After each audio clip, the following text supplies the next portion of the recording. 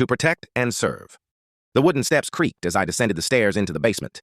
"You've made a big mistake," the bound man cried out when he heard me approaching. "You won't get away with this. I'm a cop." "What a coincidence," I replied as I stepped in front of him so he could see me. "I'm a cop, too." I gestured at the uniform I was wearing. It wasn't mine. It was his. "Do you think I'm too stupid to recognize my own uniform?" He spat. "Just because I'm not wearing my uniform doesn't mean I'm not a cop."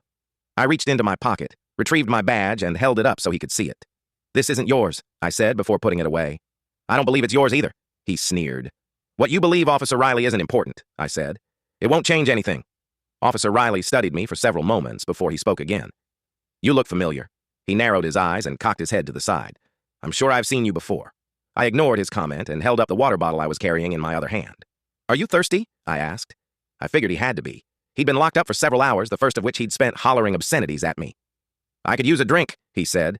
I unscrewed the cap from the bottle and approached Officer Riley. I wasn't afraid he'd try anything. He was too securely bound to get free. When I held the bottle to his lips, he greedily chugged the water. What he didn't know was that I'd poisoned it. After the bottle was empty, he burped and asked, "What's this about?" "May 31st, 2020, I said. "Do you remember that day?" I could tell from the look on his face that he did. "I was just doing my job." "And yet a pregnant woman and her unborn child died," I reminded him. "You swore an oath to serve and protect. Doesn't sound like you were doing any serving or protecting that day." "It was a tragic accident," Officer Riley said. "One that could have been prevented if you just let the driver take his wife to the hospital like he was trying to do before you stopped him." "He was speeding." "For a very good reason," I countered. "Which he told you, but you still held them on that roadside for 15 minutes before you let them go. I was cleared of all misconduct allegations.